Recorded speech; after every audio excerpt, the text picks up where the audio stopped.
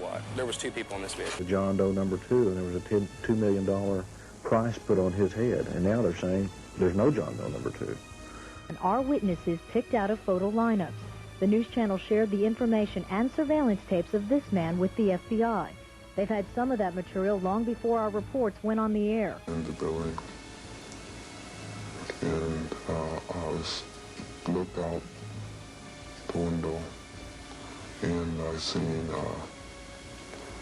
a dealer's truck, and I seen a man get out of the dealer's truck. She was just 10 feet away from the man depicted in this sketch when he stepped out of the Ryder truck.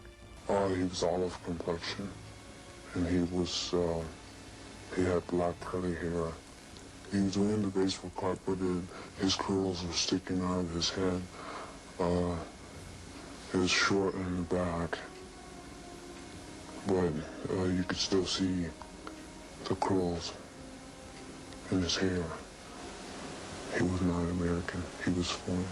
You can tell by his skin, his face, the way his face was. We asked FBI Dan Vogel if John Doe number 2 is still part of the investigation. Does he exist?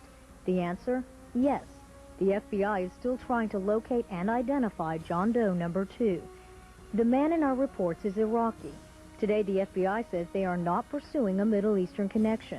This doesn't mean it has been ruled out. That could change tomorrow. State, local, and federal police around the country actually detained dozens of Middle Eastern men trying to exit the country. Former Iraqi Republican Guard officers like Al Husseini Hussein.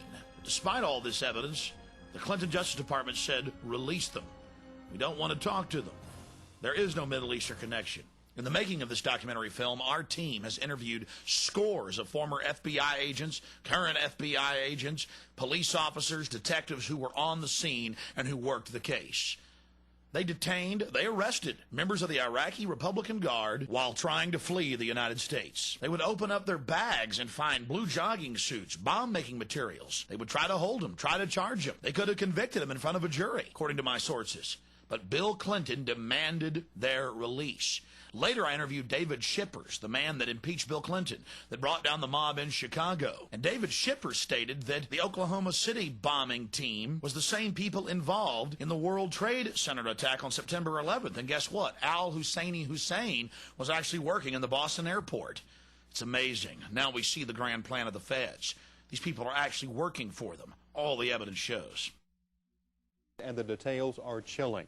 We'll also focus on surveillance cameras that caught the bombing on tape, and maybe the men behind the bombing. The news channel has new information tonight that there's a chance surveillance tapes could be the smoking gun evidence. Now, we asked candid questions in a rare face-to-face meeting with ATF officials close to the investigation. We learned that video collected from downtown businesses the morning of April 19th may someday be played before a jury. Officials won't say who or what exactly is on the tape. However, numerous sources have confirmed the tapes exist and that they reveal more than one bomber.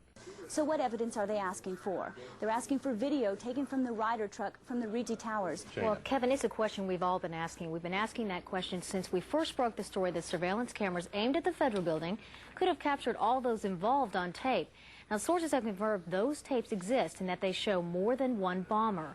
The FBI also confirmed those tapes exist when they refused to release them, claiming the video is part of a criminal investigation. And now, for the first time, we get an on-the-record response from the head of the Dallas office, ATF. We learned that videotape could be unveiled as part of the prosecution's case. No officials will discuss specifically what's on the video, but we have been able to recreate some of what may have been captured by downtown surveillance cameras through the eyes of the witnesses. Now, you're looking at a computer recreation of the final movements of the Ryder truck according to the people who crossed its path at 5th and Harvey, moments before the explosion. Tonight at 10, the witnesses will detail their memories of how they believe the suspects carried out the crime and made their getaway. Now, all these accounts share a common and unsettling similarity. The witnesses say they saw several accomplices, including the infamous John Doe number 2. ATF officials tell us the elusive John Doe is still part of this case, but will not comment any further. However, they did tell us that there's a lot about this case we don't know yet, information you can't find in the indictments against Timothy McVeigh, Terry Nichols, and Michael Fortier. It was just hours after the bombing when the news channel first told you about the possibility that surveillance cameras may have captured the explosion and the killers on tape. Our sources and sources for the LA Times describe what's actually on those tapes. The information shows some huge surprises, the biggest that it may have been John Doe number 2, not Timothy McVeigh, who detonated the bomb. Brad Edwards has the latest on the investigation in this exclusive News Channel report. Our new information comes directly from a source that has seen parts of those surveillance tapes. It also comes from reports now in the Los Angeles Times. But perhaps the biggest surprise is contained in the News Channel's own information.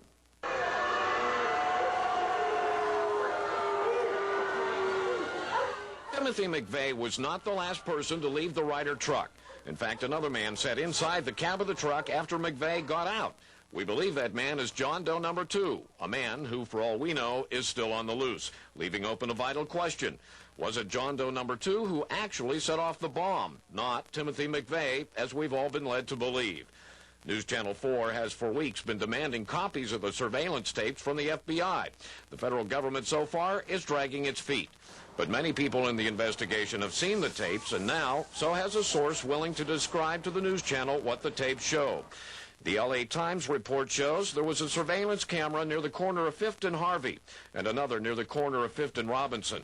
Federal investigators recreated the time sequence leading up to the bombing by matching the video and still photos from the surveillance cameras.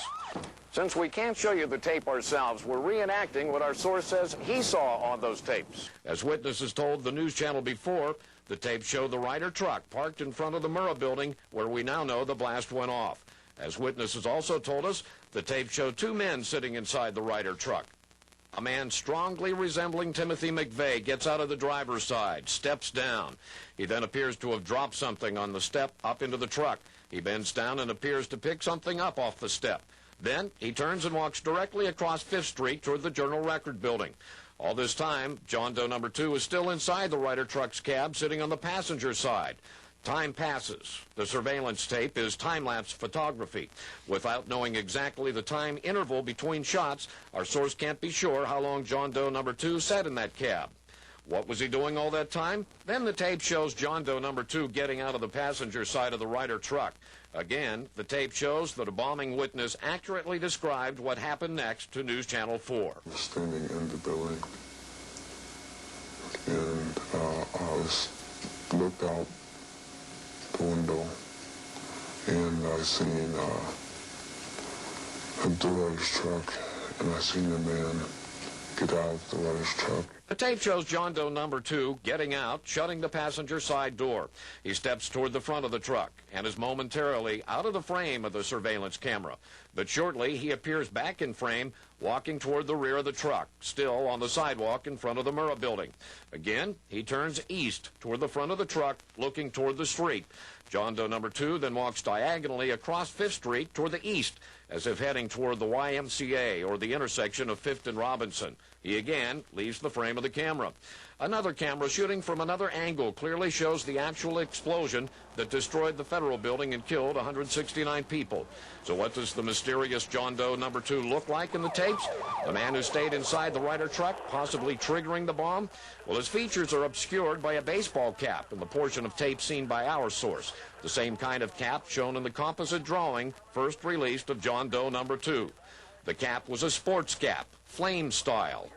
The man himself was taller than the man resembling McVeigh and much thicker in build. He appears to have a dark or olive complexion. Our source saw only a few minutes of tape. He didn't see all of the almost 20 minutes of surveillance tapes that reportedly were distributed to FBI agents around the country to help in their investigation.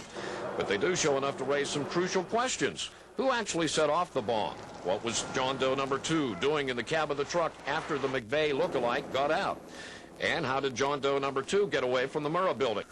My understanding is there was a video of McVeigh getting out of the Ryder truck, jumping into this other pickup with John Doe number 2.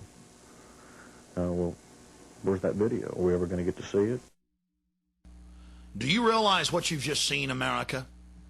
The government had multiple surveillance camera tapes. In fact, when it finally came out in court, when the federal government declared in 2001 that they wouldn't release the videotapes because of national security implications, that there were actually 12 surveillance camera tapes that had these different Islamic individuals, these Arabic men with McVeigh and others. as well as the BATF hiding out right down the street, preparing to pounce on the operation and declare themselves the